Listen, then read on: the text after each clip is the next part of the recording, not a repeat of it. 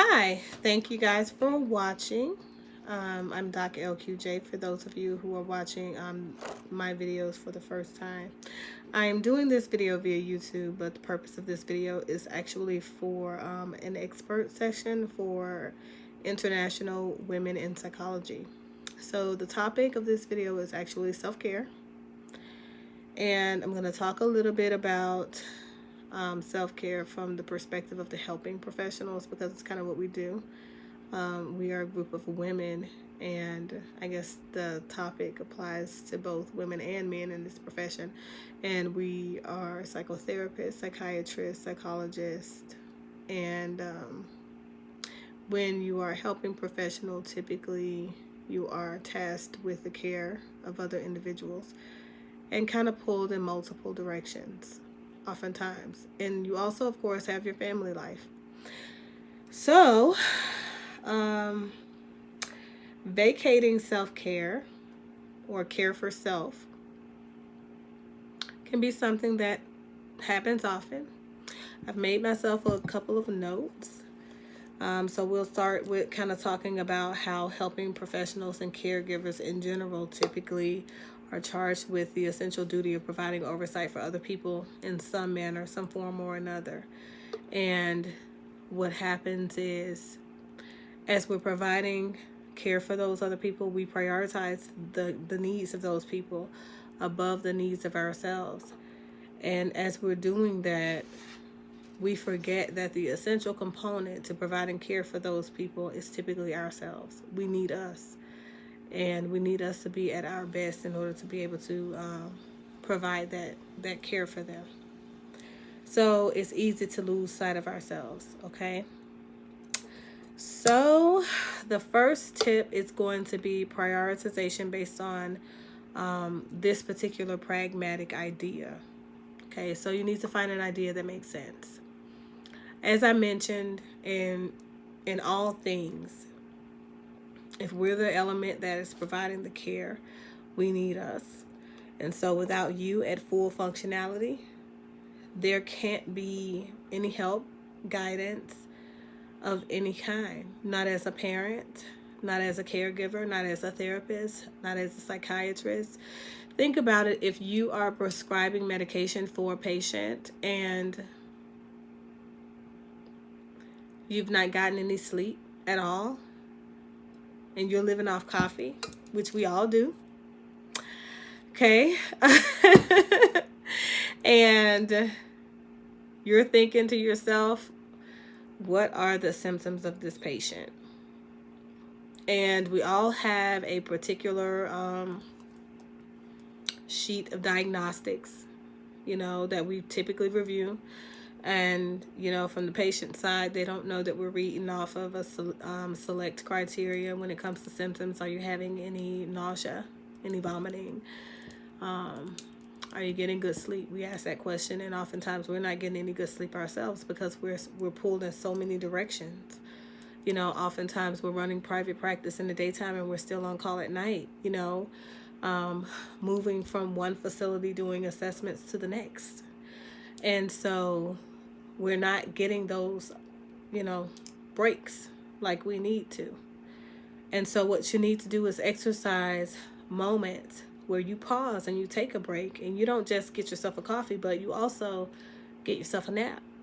Because what we notice is that when we get a little bit older, in addition to that 4 to 6 hours of uninterrupted sleep that we need, so that our brain can adequately process and store information of our previous day, we also need a couple of naps to help us keep moving and keep being fully functioning. And so what that might look like is about 30 minutes to an hour, midday, just to kind of give you a boost of energy. Also, a really good vitamin regimen to help you kind of move along and keep what you need in your body. Supplement the nutrients that you can't find in your foods on the day-to-day. But also to boost your immunity. Because, like I said, we are sometimes tasked with being exposed to people who have been in and out of every country, right? Sick people, well people, a combination of people in general, free radicals in general.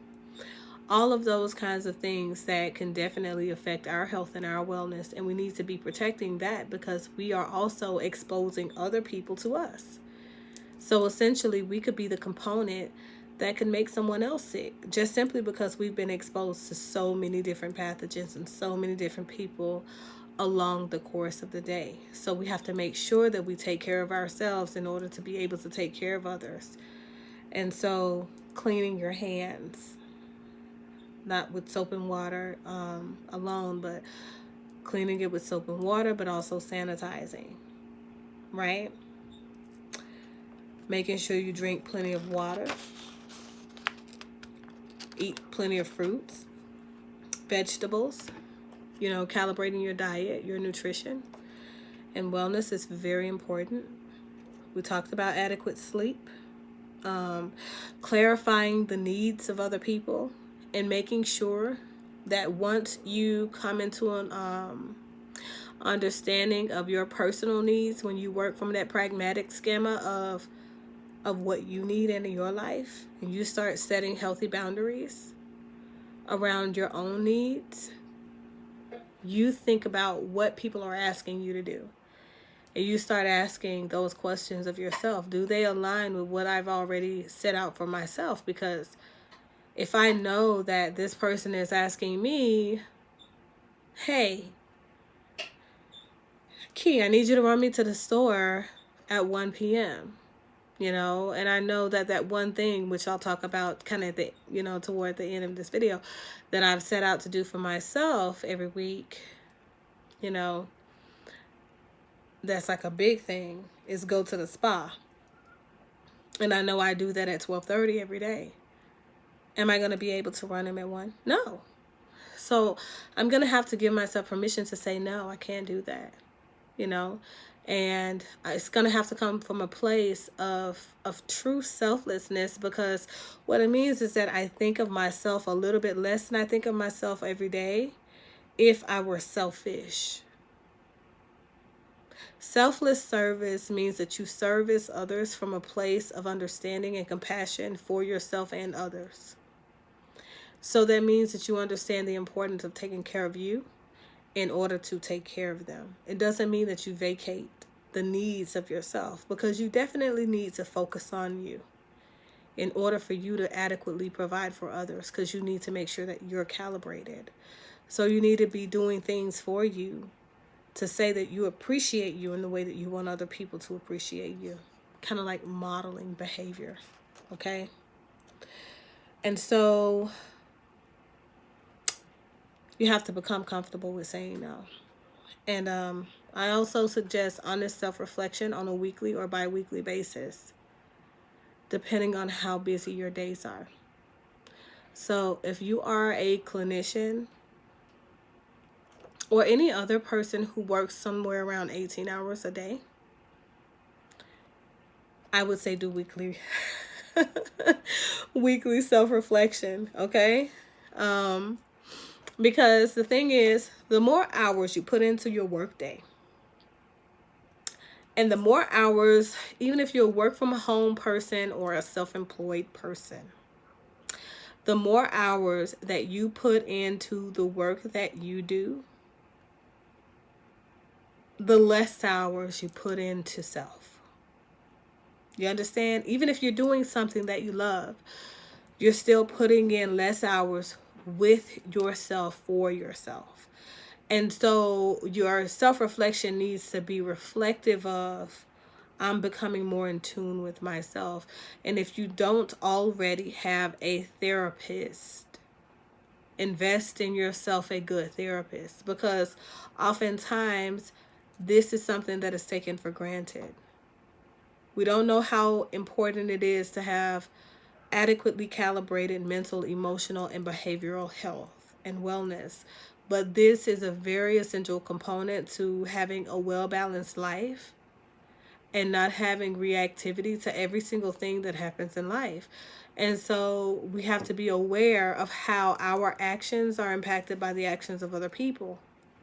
That awareness comes from being able to talk it out and do some self-discovery that's kind of guided and structured in a way to where we can explore those parts of ourselves that we've blocked away from our consciousness.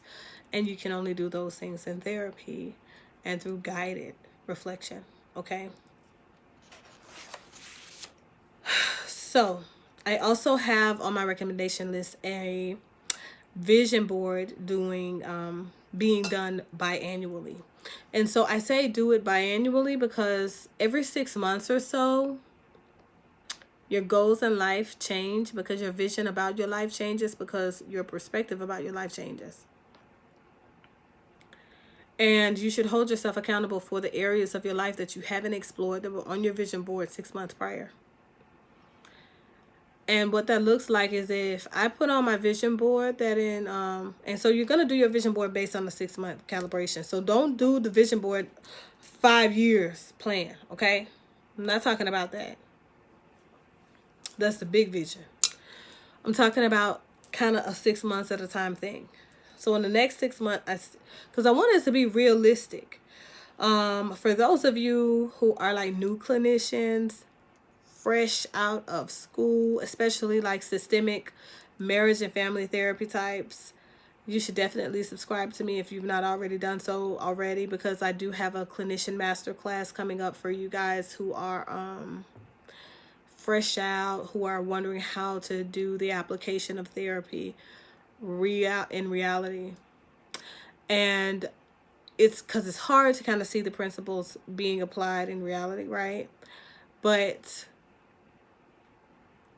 that piece is everything. Smart goal planning is everything. And what that means is specific, measurable, attainable, reasonable, and timely.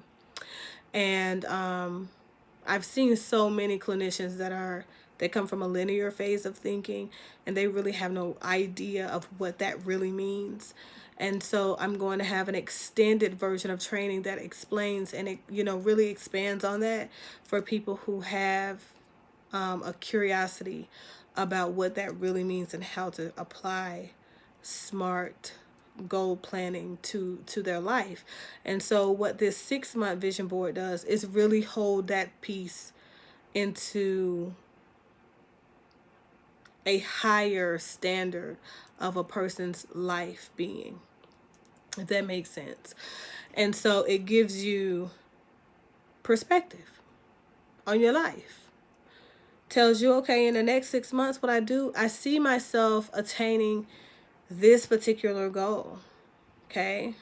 This is kind of how I'm going to get there. You can kind of outline how you're going to get there. What are some of the small steps that I'm going to take to get there?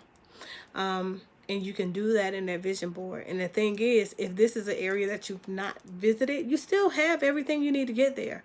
So holding yourself accountable, it's not you taking judgment against yourself, but it's simply pushing yourself to go ahead and reallocate that thing.